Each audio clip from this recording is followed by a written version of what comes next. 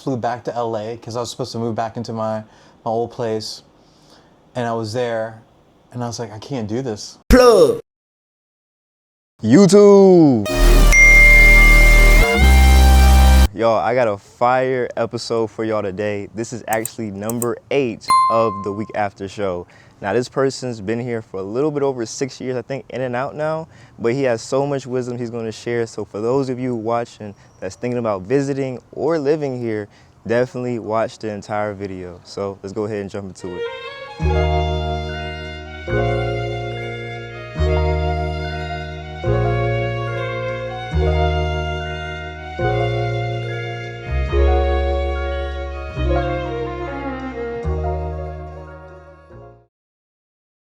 All right, go ahead and introduce yourself to the people. Hello, my name is Kelvin, aka KB. I live in Chiang Mai, Thailand. I've been here for 5.5 years, and I absolutely love it out here. So you talking about 5.5 years straight, or like in and out? 5.5 years straight. Oh, this is gonna be good. Okay, so this is like our little clubhouse area that we have here. I didn't bring the gym key with me, but this is like our little gym. It's open from 7 to 9. I do this 3-4 times a week. Nice gym. It's not huge, but it's suffice enough. Little pool area right here. We have like some co-working spaces up there. And as you know, in Thailand, you can't really drink the tap water here. So we have our little water bank right over there. So I have to fill my water bank up over here, probably every 2 weeks. And then I can show you, we have like a little cafe on the premises. We can go this way. Oh, I want to show you something really cool. So when you drive out of my location, you have a beautiful view of Doi Si Tap right straight ahead. Oh, that is fire. And on like a really cloudy, dark day, it looks really beautiful. You know, the sun kind of peeking in through the clouds. It's really beautiful. And then that's a bank of it's a huge landmark. It's this beautiful building. I don't know exactly what they do there, but it has a beautiful ground. So it's right across from my apartment. And yeah, this is like the little courtyard area that we have here. And every once in a while, I'll come here for like a cappuccino, sit down here, just kind of cool off a little bit. But yeah, it's like 3 buildings in this complex right here. And I live in the back one, and I got a really good deal for my place.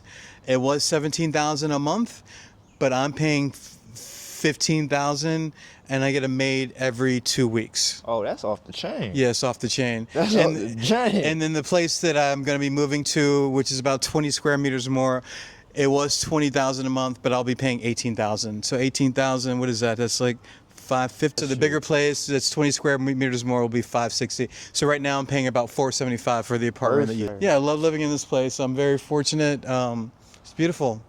Come to Thailand. This is a place to be. There you go. All right. Okay, let's go ahead and start walking down this way. Okay, let's go into my condo. I've been here for a couple months.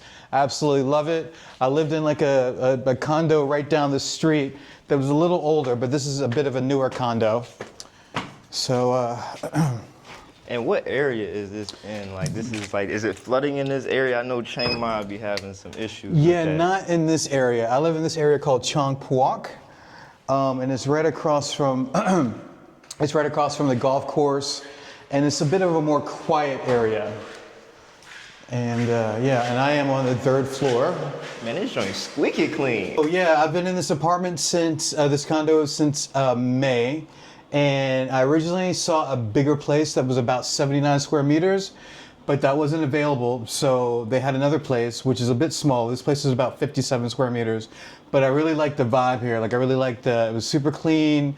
Like I liked the building. So I decided to go with the smaller place, and the bigger place is going to open up in December. So I'm kind of like, yeah, I'm in between places, but this is a great place to be in between. Oh no, it looks amazing, bro. Thank you very much. It does. Let's go ahead and talk about this stand right here you got going on. Oh, you know, so I didn't tell you this. I used to own a gelato shop here called Ice Ice Baby with my Thai business partner.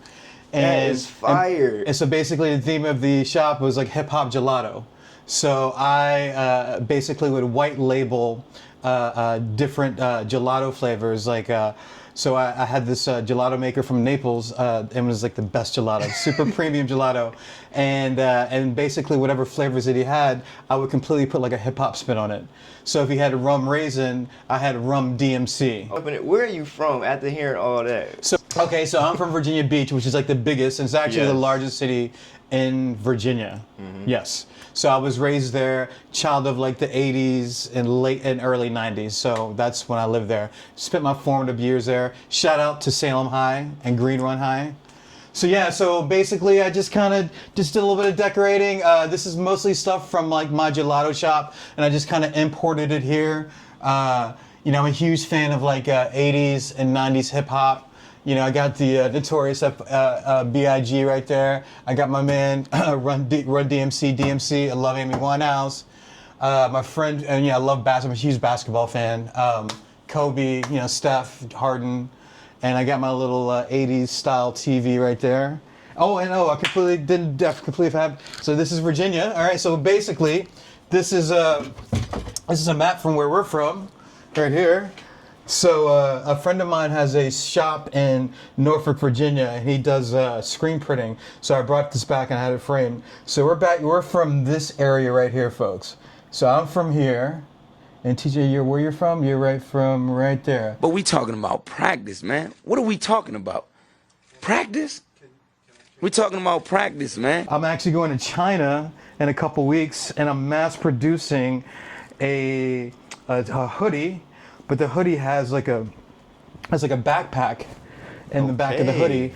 I had this idea, like, you know, I was going through, I was at the airport, and I was basically 2 kilos over the amount of, you know, before they charge you.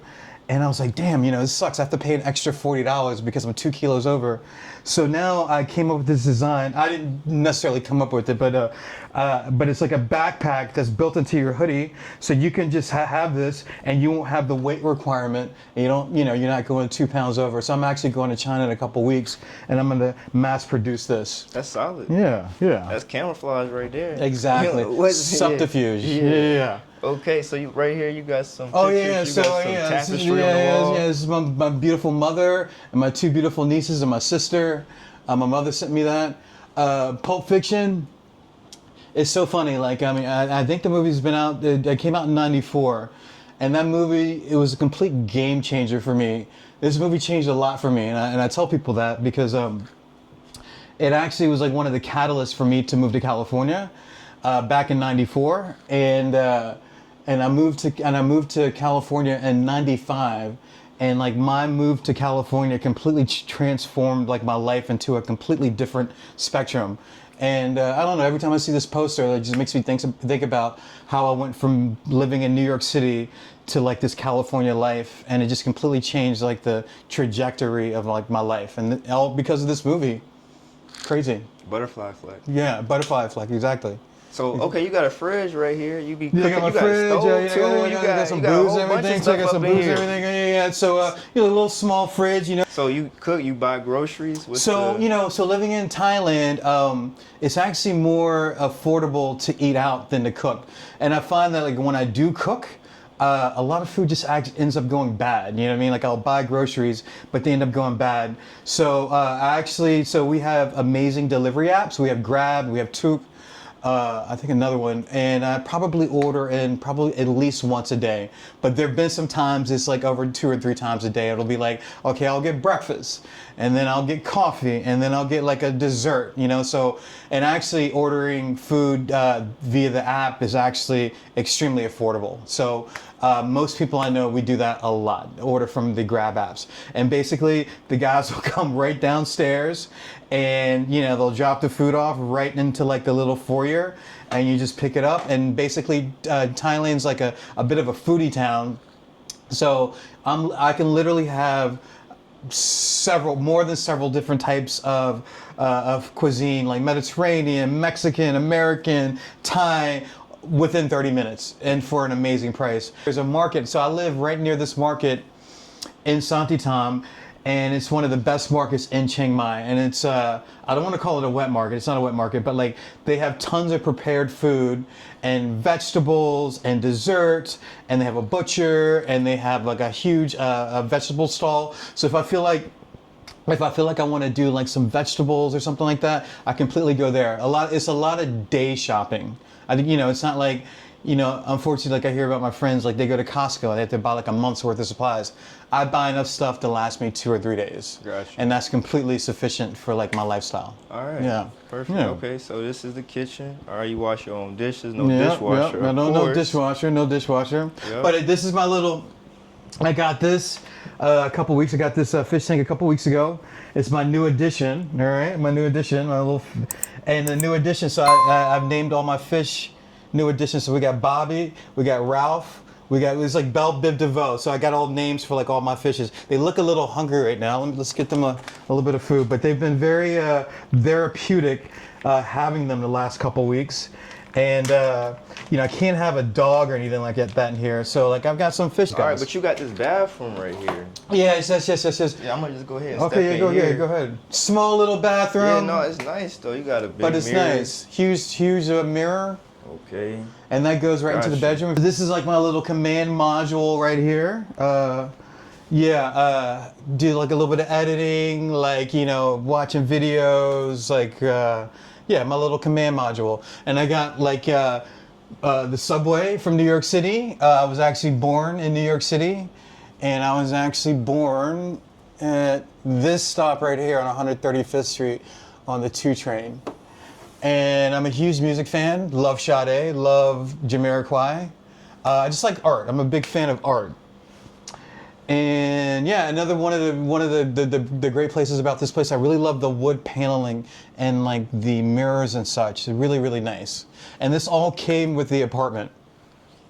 Damn. Yeah, and I got my little 75, not my little 75, but my 75 inch. And it's so funny. Like when I see TVs like any smaller now, it's just hard for me to watch TVs any smaller than 75 inches now. But this is definitely my baby also. And I also have that hooked up to my stereo system. So I have Okay. stereo surround sound. If you can see, I've strategically placed all my speakers so I have like a little stereo surround sound Yeah, effect. no, you've been working. You for sure been working. I tell you that. You got it going on. And then, I got my little Oculus right here, my VR set, Got that going on. And you can take a look Okay. into the room right What over about here. this balcony right here? Yeah, it's a little bit of a mess. Unfortunately, I've been having an Okay, issue with this- pigeons, so I had to buy like one of those little decoys to keep the pigeons away because they started nesting here. And this is where, I guess this is where the magic happens, I guess. I don't know, is there magic that happens? Again, like the other place that I did have was bigger, so I had more wall space. I don't have as much wall space. So I haven't hung up a lot of things, but yeah, this is the bedroom. Pretty spacious, nice soft bed. Got a queen size bed right here. Yeah. Okay. I don't really use a vanity mirror too much, you know what I mean? But I do wake up and do like a little bit of journaling in the morning, kind of like relieves a little bit of stress. And I think one of the bigger things for this place for me, what I really like is like I had a tub, and like a lot of places in Thailand do not have tubs. And I'm a little embarrassed to tell you, like I've been here for 3 or 4 months. I've probably been in the tub like 5 times, but it's cool to have a tub. You know what I mean? Nonetheless. For sure. You got a good closet space as well. Yeah, have amazing built-in. closet space Yeah. right here. You know what I mean? It's like all wood paneling. It's probably a little junky right now, but yeah. And but it's just enough space for me, and I dig it. It's like enough space for me. Yeah, no, for sure. Yeah, For sure. yeah. Yeah, no, great spot, man. Great spot. Thank you, bro. Thank you. All right, with that said, we can go ahead and jump into the interview. All right, so you said a lot of great things when we were Okay. coming up. So one of the first things that caught my mind was when you started traveling. So Yes. you're from New York, right? Yes. And you went to Virginia, and then you said California. So that whole traveling experience right there, can you shed some light on that? So yeah, I'm quite a bit older than you. So I'm a Gen Xer. So I was actually born in New York City, and when I was 3 years old, my parents moved to Virginia, actually Chesapeake, Virginia.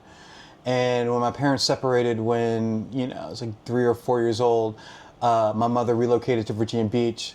So I spent all of my formative years in Virginia Beach. A lot of Filipinos. I grew up with a lot of Filipinos. Crazy. So you had a lot of diversity. A lot of diversity. It was a melting pot. So you got. It was a complete melting pot. You know, unlike today, it seems like.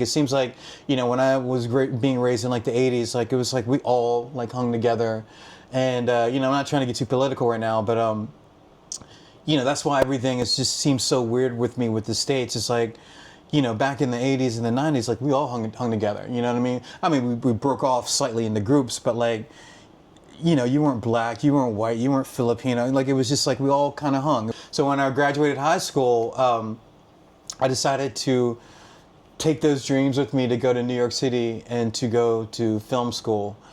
And, you know, I did the film school thing for a little bit, you know, with varying degrees of success. You know what I mean? Like, I was pretty much on my own, so I had to pay my own way for everything. So didn't quite finish, but like, you know, I was able to work on a couple music videos as like production assistant.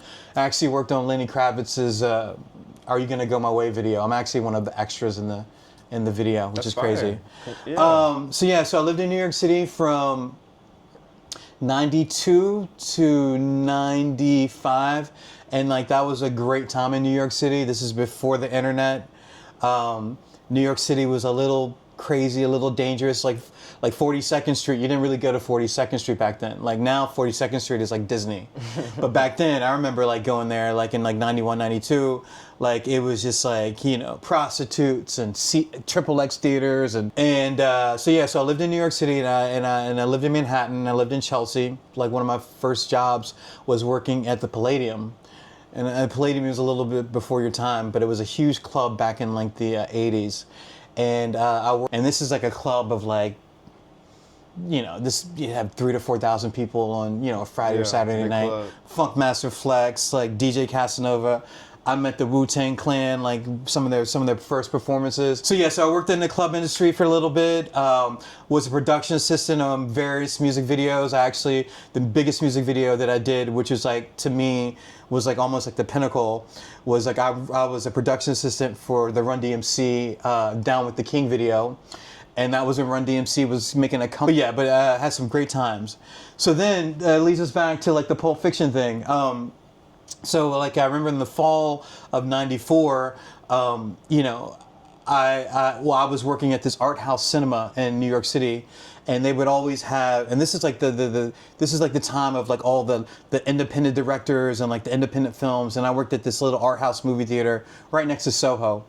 And they would have all these like small like independent movies, and I remember Reservoir Dogs had their opening there, and I remember being an usher. I was an usher at the movie theater, and I saw Reservoir Dogs, and I was like, "This is what I really want to be doing. Like, you know, this is like my thing."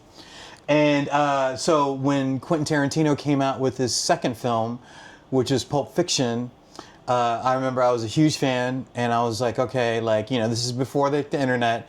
Like back in the day in New York City, going to the movies like on a Friday night was a big thing. And so we gathered like a group of 10 of us, and we all went to go see Pulp Fiction, and it just completely changed like my life. Like me watching that movie for the first time changed my life because it showed me another way to live, because all I had been living was like a life in New York City. You know, cold winters, beautiful springs, hot summers, but like that's all I knew was the East Coast. But I saw this different way of life where I had an opportunity to go out go out to California with a buddy of mine. We did like a 10-day trip, San Francisco, LA, and San Diego, and that 10-day trip completely changed my life. And after that 10-day trip, I believe I was like 20 or 21, 20 years old at the time.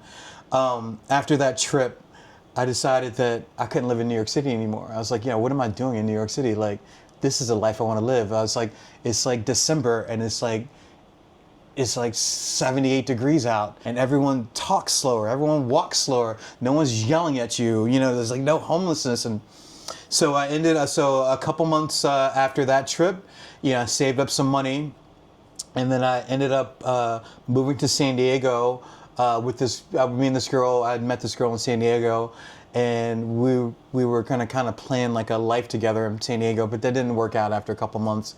And before I went back to New York City with my tail between my legs, I was like, you know what, dude, I still got a little bit of money. Let's try this California thing. San Francisco feels more like my speed. San Diego, I'm not really a beach guy, but let's try this San Francisco thing. And so I ended up going to San Francisco.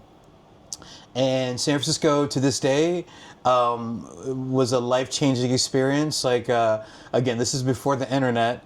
It was just this amazing, beautiful, majestic garden of artists and musicians, and it was just this great time. And it was like a place where, unfortunately, kids today don't, the rents are so high. You can't just be like a kid who works in like a coffee shop and live in San Francisco. Like you can't. But back then, like you could move to San Francisco, with like $1,000 in your pocket, and then you can figure it out. I don't think it's that easy these days. Inflation, the dollar. With inflation, ridiculous. I remember my first place I got, I was paying. I was living like in one of those Victorian houses in San Francisco, and I was paying like $300 a month. And I had like 4 roommates, and we're all in our 20s. We were going to San Francisco State. I was going to San Francisco City College, and it was just finding who I was, like just really finding out who Calvin was, and I think San Francisco gave me the freedom to find out who I was. Just the space of it, and the different culture, and the food, and being close to LA, and being close to San Diego, and taking trips to Mexico, and it was just like I became like this different cat. You know what I mean? So back in 2001, I was working at this company, and I had all my friends. Most of my friends were DJs, and one of my friends was DJing one night, and I'll never forget this. This is another moment that changed my life. He was DJing, and he's like, KB, like, he's like, man, like, yo, dude, like, I'm trying to figure this out. I'm like, what's going on? He's like, yo, like, I literally have a round trip ticket to go to anywhere in the world, and I'm trying to think where I want to go. Do I want to go to Australia? Do I want to go to Indonesia? Or do I want to go to Thailand? And this is in 2001. And I was like, bro, go to Thailand. My roommate, Chrissy, just got back, and she's been floating around the house for like the last week. Like she's in like sarongs, her skin, she's all tan, she's all zinned out. I was like, go to Thailand, you gotta go to Thailand, bro. He's like, really? I was like, yeah, dude, like, I mean, Chrissy, he's like, you wanna go with me? I'm like, what do you mean? He's like, it's a free ticket, you wanna go with me? And I was like, you offer me a free round trip ticket to go to Thailand? He's like, yeah, you wanna go? And I was like, okay, well, let me make a phone call. So I make a phone call, and mind you, this is like December 5th, 2001, or January 5th, 2001. And I'd just been and my mother was living in Atlanta at the time, and usually I would go back to see my mom for the holidays, and I had just gotten back. It was like my first day back at work, getting back into the grind of work. And so then I'm like, okay, so I called my boss. And I called my boss, his name was Christian. And I was like, Christian, what's going on? He's like, what's up, KB? What's going on? I was like, check it out. Like, what would you do if you had a round trip ticket to go to Thailand business class? He's like, when do you want to go for, and how long do you want to go for? I was like, can I leave in 2 weeks, and can I go for a month?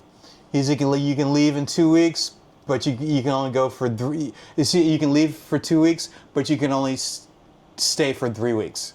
But you're gonna have to work every Saturday until March. I was like, deal. I was like, deal.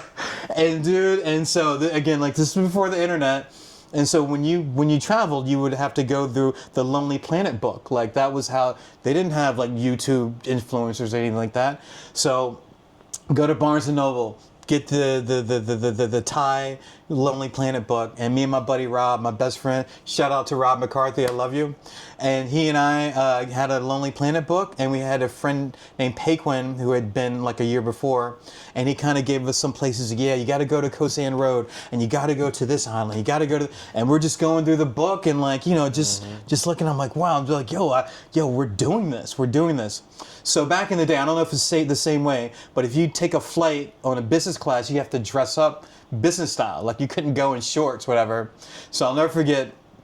Before we went, and we were on standby. It was all standby tickets. So before we went to the airport, we went to a thrift store. We bought like these suits and these cheap ties and shit like that. And we had the cheap ties and everything like that. And then we didn't have to wait standby. We were able to get on like the first flight. And that 3 weeks in February of 2001 was a game changer for me. It was my very first time ever being in Asia, and he and we did the damn thing for 3 weeks, and I think that trip completely solidified our friendship. We've been friends for over 25 years, and still to this day we're really close friends.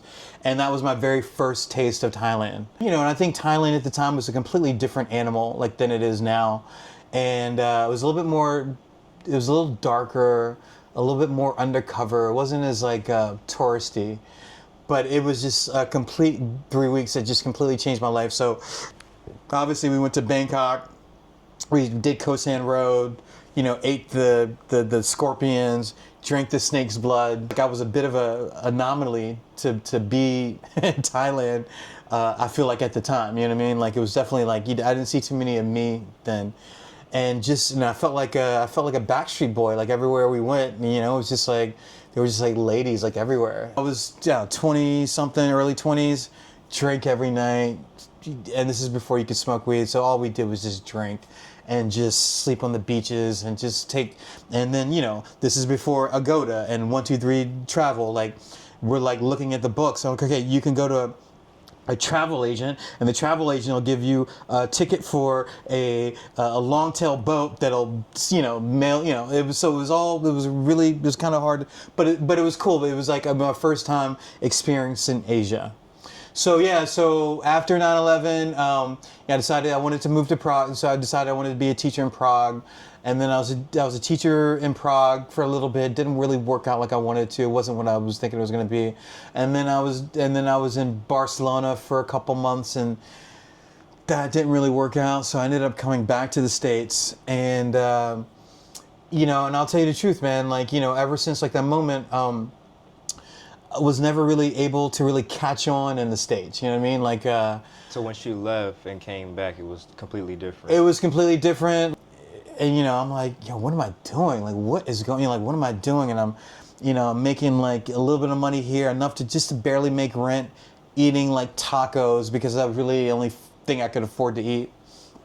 And so, I had an opportunity to go to the East Coast that winter of 2017 and be a brand ambassador for one of my friend's companies. And he's like, okay, if you're a brand ambassador for this company, I'll give you a stipend, and you just go up and down the East Coast and you sell these products. We'll give you a stipend, and if you can do this for a couple months, you can make a nice little bag.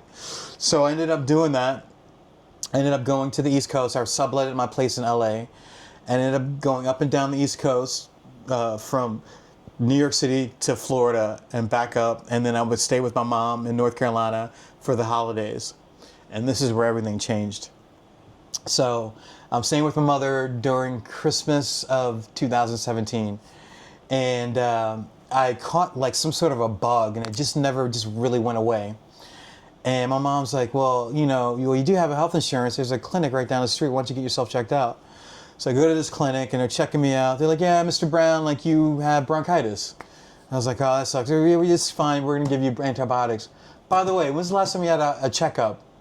I was like, I don't think I've ever had a checkup. She's like, you know what? As part of your plan, why don't you get a checkup? I can book you in for next week. I was like, okay, cool. Let's just do the checkup. Do the checkup, take blood, urine and all the stuff. A couple days later, I get a call from the doctor. Mr. Brown, I'd love for you to come in and talk about your results. And then just my heart just kind of sank, because I'd never taken care of, I never really watched what I ate. I just kind of did what I wanted to do for the better part of 30-something years. And so I go to the doctor, and she's like, Mr. Brown, I just want to talk to you about these results. She's like, everything is good, but if you keep living this life, she's like, your cholesterol is not high. It's not, it's not out of whack, but all your numbers are high normal. So if you keep living this life, you can easily slide into diabetes. You can easily slide into this, and like your blood pressure can go in this. And if you don't start doing this, if you don't start exercising, and I wasn't exercising, I wasn't eating well. And he's like, yeah, Mr. Brown, like, this, you take this as like a warning sign. Good thing you took this this checkup, And I was like, I had no idea, like, this was all going on. She's like, dude, like, you're literally points away from being like pre-diabetic, and like the next 2 years, if you live like this, you will be diabetic. And it just completely just flipped a switch in my head. And so I remember going back to my mom's house and just being like, whoa, like, this is serious, you know what I mean? Like, I need to get back on this. And what about if I go to Thailand and maybe this could jumpstart a fitness routine for myself and I can get healthier? And so, and then I remembered, I was like, yo, I have a friend that lives in Thailand. So I reached out to her in Koh Samui, and she got right back to me, and she's like, KB, like, yeah, I live in Samui. I work at a beach club. I've been here for 7 years. I love it. It's the best life.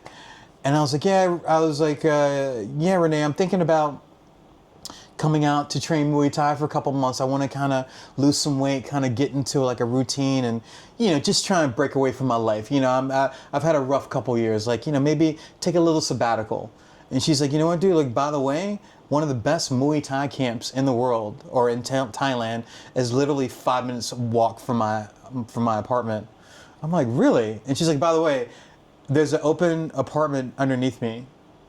I'm like, and so everything was lining up. And she's like, and I was like, oh, well, how much? And she's like, it's like 8,000 baht. And that's like $200.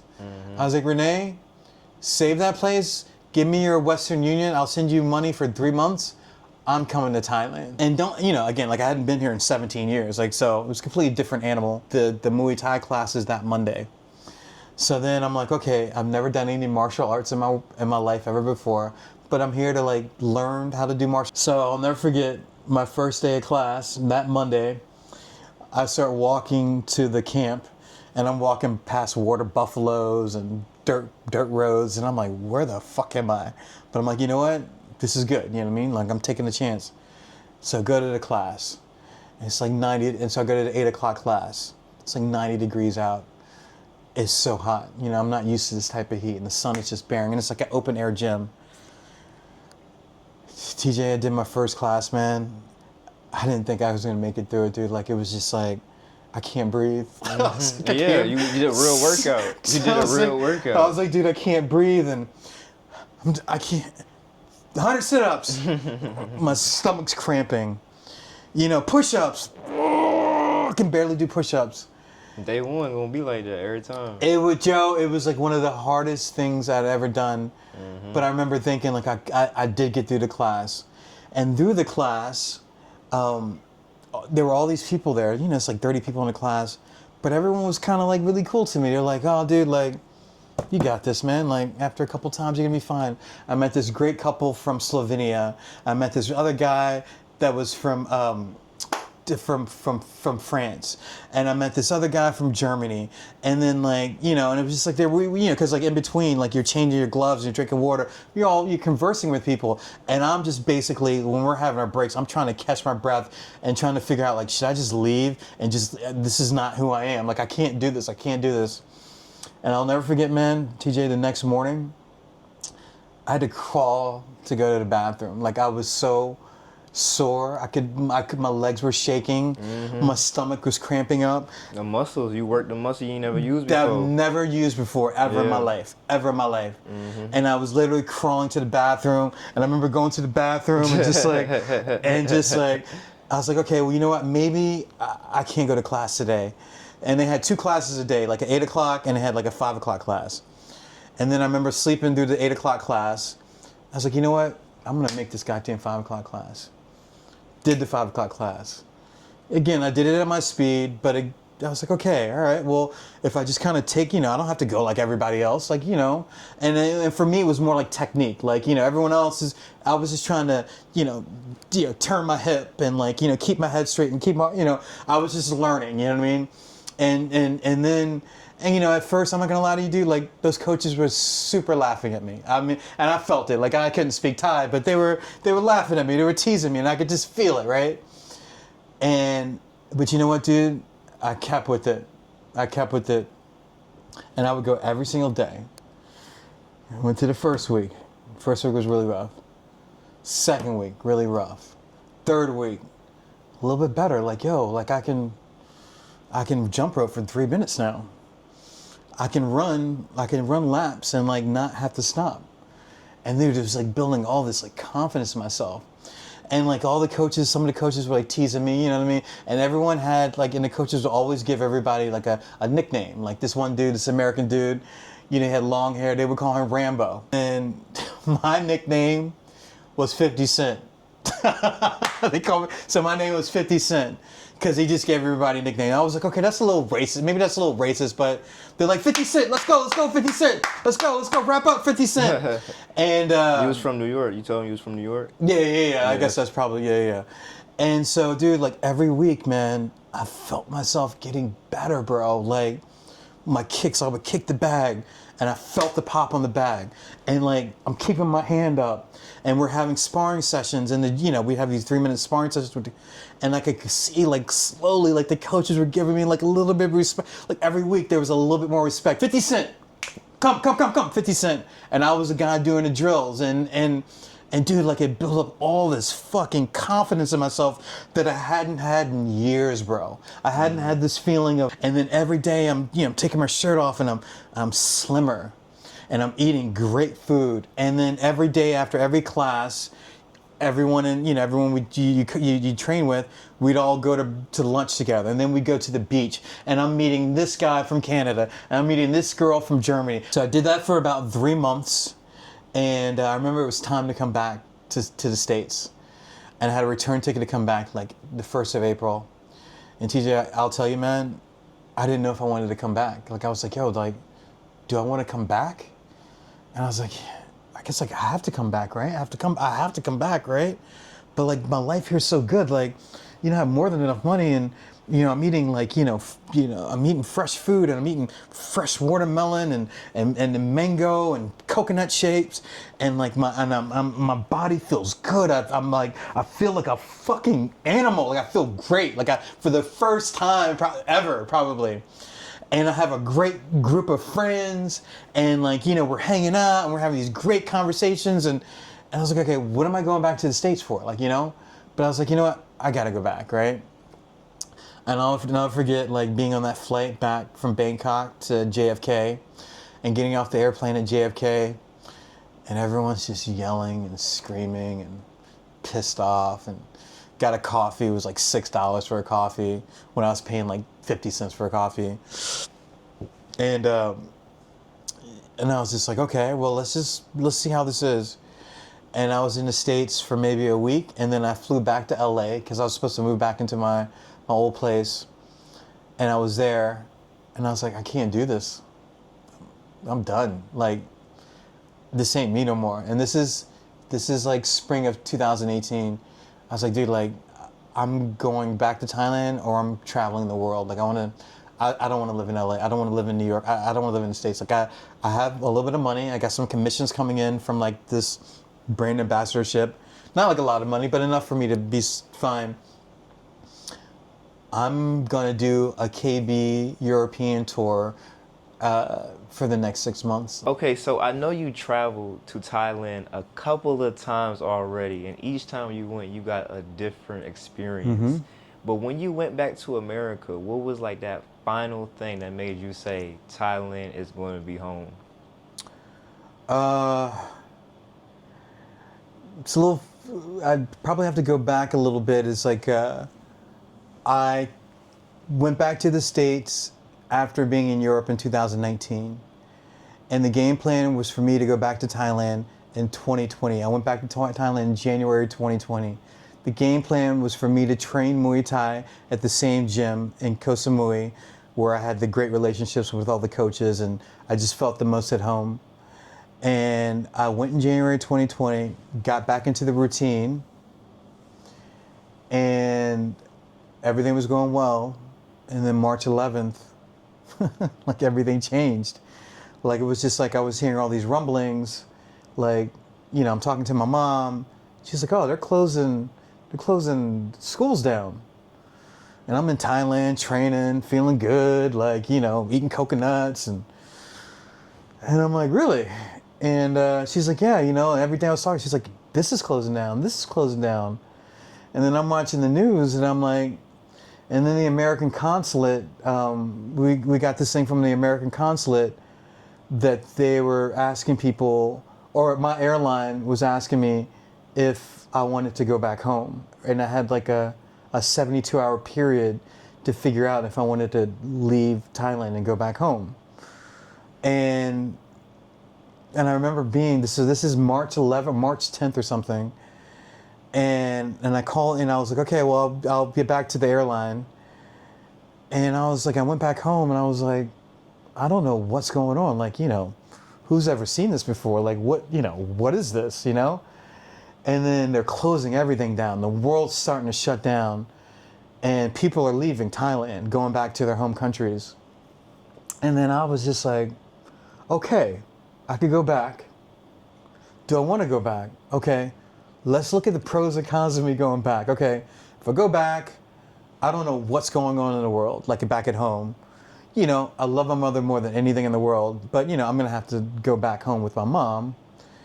And I'm here on this beautiful island in Koh Samui. I'm paying $220 a month for rent. Might as well just wait this thing out. What I mean? What else am I doing? Like, I'm going to go into the States. Like, let's just wait this thing out. So the initial lockdown, I ended up staying in Koh Samui. And then about a couple days later, everything got shut down, like curfew. And I was just like, and everyone that they gave like that little window to go back home, they had left. And I was like, okay, I'm here. Let's do this thing. I didn't really have a game plan, bro. It was just like, go to Europe for a couple months, hang out with friends, train Muay Thai, go back to Europe. Like, I didn't have a game plan, but I was fine financially. Like, I wasn't balling, but I was fine for what I was doing. Okay, so how does one sustain a life here? You've been out here thriving for 5 or so, 6 years. How does one do that? So I live in Chiang Mai, and Chiang Mai is quote unquote like the digital nomad capital of the world, or it was when I got here 5 years ago. There's like 3 cities in the world that all digital nomads flock to. It's Chiang Mai, Medellin, Colombia, and Bali, Indonesia. So I kind of became a digital nomad. So put some money. So you're asking me like, how do I make my money? Like, well, you got out here, you maintained a life here. Like, as soon as you stayed from the lockdown, like, you just made it happen. How was you able to maintain that? Because you never went back home. Yeah. So, I did have some money saved and I did put some money into crypto, but, sometimes like, I have the whole mind frame New York City. If you make it there, you can make it anywhere. Okay, so you were really hustling. So I was hustling. I was like, I didn't know what exactly I was going to do. I didn't know what I was going to do. And then I had an opportunity. A friend of mine, a Thai friend of mine, she made wellness supplements. Got you. And so CBD, melatonin, lion's mane, and so she was trying to get this thing off the ground. She needed some funding. I had a little bit of funding, and I was able to invest in her. And through that investment, I guess more so her, we created a wellness supplement company based out of Thailand. And that's how I've made a majority of like my money. And like, I didn't think I was going to be going into this. Like, I had no idea. Me investing in her idea got me to the point where we have a sustainable company right now, and we sell to a couple clients in Phuket, Pattaya, and Bangkok. And again, it's like, and if we were doing this in the States, the margins wouldn't be like they would be in the States, but it's enough for me to live a comfortable lifestyle. And through that initial investment, and through my partnership with this Thai business partner, I'm a creative guy. I'm a really creative guy. And I always had this idea for a hip hop ice cream shop. Would you want to like start this thing with me if I invested in it? And like, I kind of came up with the concept. And she's like, yeah. So about, I guess it's like 2.5 years ago, we started a hip hop gelato shop called Ice Ice Baby, and I had the shop for 2 years. I just closed it down about 3 months ago, but it went really well. I got to meet a whole lot. I met a whole lot of people. Did some great things in the community. Was able to donate some of my proceeds to a couple local orphanages. Did a couple cannabis festivals through the operation that she and I had, and that's pretty much how I've kind of maintained my financial situation here. Is just kind of putting my fingers into a couple different areas. So before the gelato shop, I owned an event space called Alphabet City. And I did that for about a year. So I would do movie screenings, men's circles, food tastings. So I did that for a year, and then and through that experience, me and my business partner, we went into the gelato shop. Everyone that I know that's really successful here has a job online, like they do something online. I have friends who are day traders, but it seems like the easiest way to get into this lifestyle would be to be a teacher. That seems like the easiest way. But then, I have friends who do drop shipping. I have friends who do exporting. I have friends who do SEO. So you have to maintain some sort of an online business acumen to sustain this lifestyle. And again, you don't have to be killing it. You know what I mean? Like my overhead every month for everything, like my rent, my gym membership, gas, massages, the occasional trip up to the mountains, dates, whatever, 12 to 1,500 US dollars a month, and like there's virtually no stress here. And it took me a while to get comfortable to the less stressful environment. I tell people like this, like living in the States, like, is like the jungle. Here, you have an opportunity to find out what you're all about. In the States, it was survival. It was always, how am I going to pay the car insurance? How am I going to pay rent? Rent's next month. Oh, my friends want to go to this place for a bachelor party. Oh, you're trying to keep up with the Joneses. Like, you don't have that stress here. Like, you know what I mean? Like, and I think this has been such a great move for me, and I feel so blessed and I feel so fortunate that I'm here, and especially at this time in the world that I'm in this place, because this is I mean, I think living in Southeast Asia is like the ultimate life hack. And health wise, mental wise, like this wouldn't be happening if I was in the States. And if people want to come out here, I would say get your online hustle, like whatever you do, get that going on. So for the people watching as well, I know a lot of the people are trying to start their own business, right? But one of the main things, they have visa issues. Yes. What do you recommend to visa get on when starting a business? What does that process look like?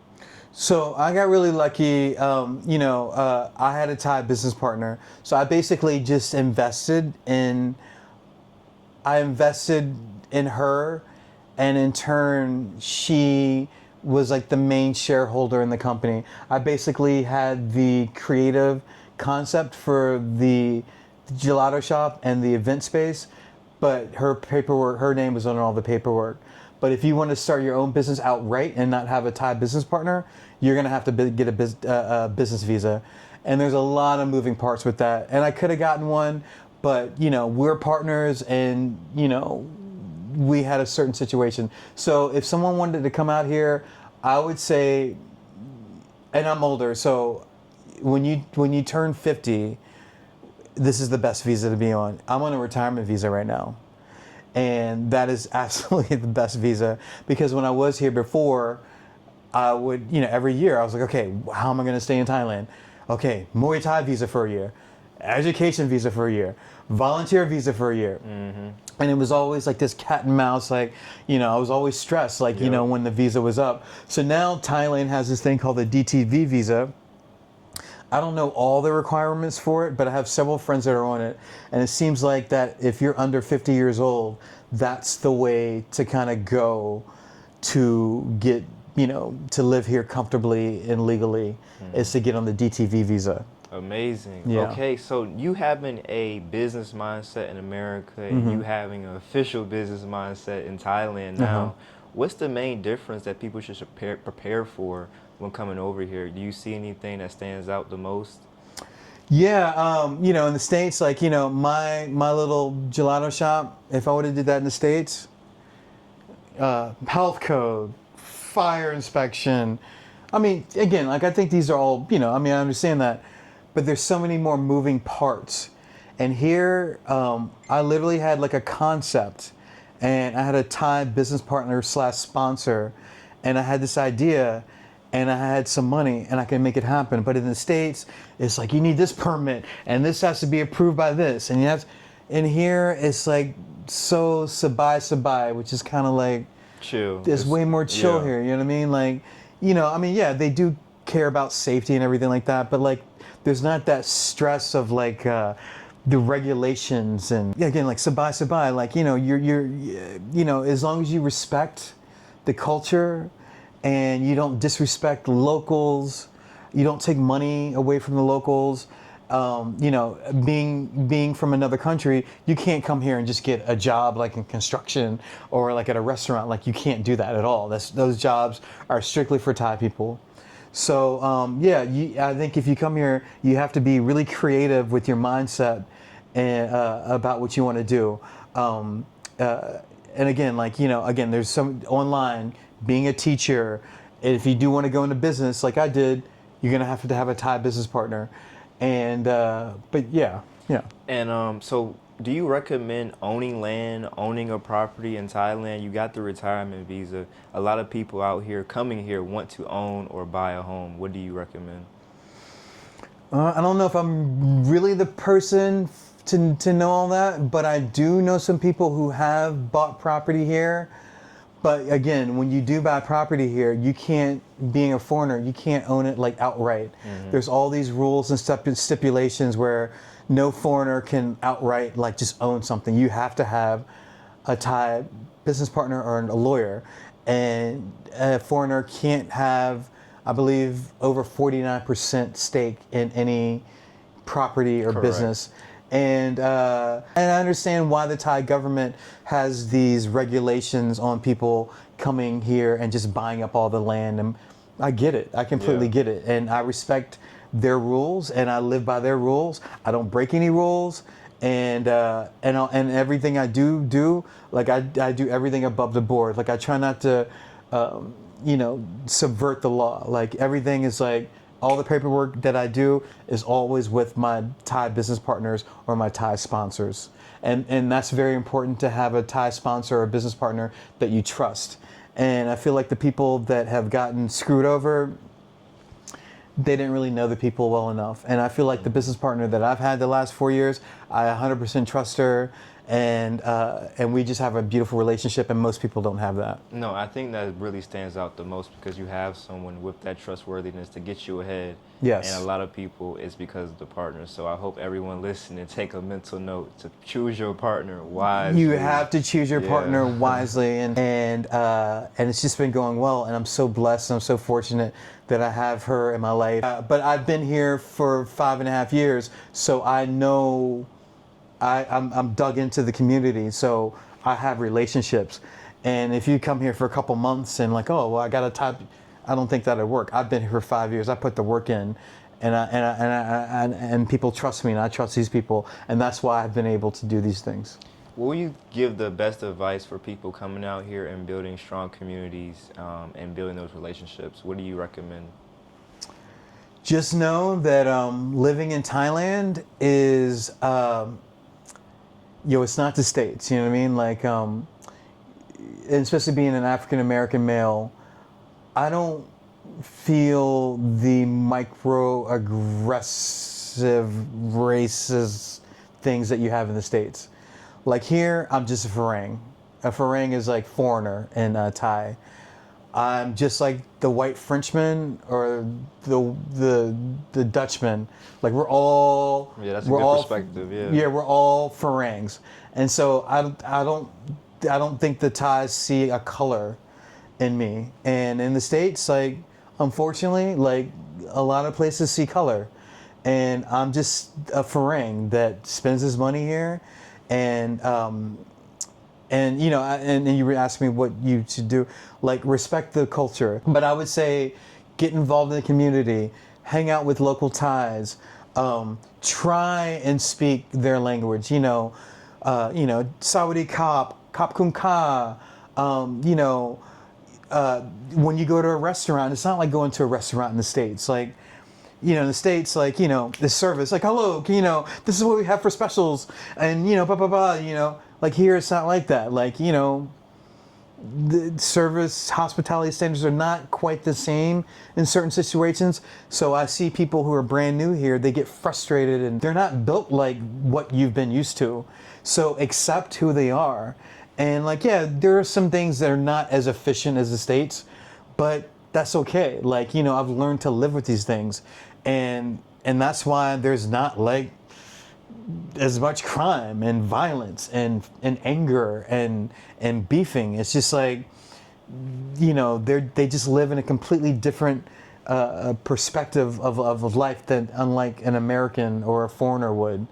And you just got to take your time, you know, just absolve yourself in the culture. And another thing, I find in most Asian cultures is mostly about saving face. Like they don't embarrass these people. You know what I mean? Like don't shame them. Like don't talk down to them. That's the worst thing that you can do to a person in this part of the world, is like to shame them. It's all about respect, you know, creating harmony. You know what I mean? Like they want harmony. Like they don't want to be beefing and fighting and stuff like that. Not at all. And it's a slower pace here. Like it's not like a hustle culture. I mean, more so in Bangkok. But yeah, it's just like take your time, like live your life, sabai. Yeah. With that said, thank you so much for your time today. You did problem. an amazing job. No giving us problem. all that great information, and congratulations on all your accomplishments and the ones to come. So with that, y'all, we'll check y'all out in the next one. Thank you so much.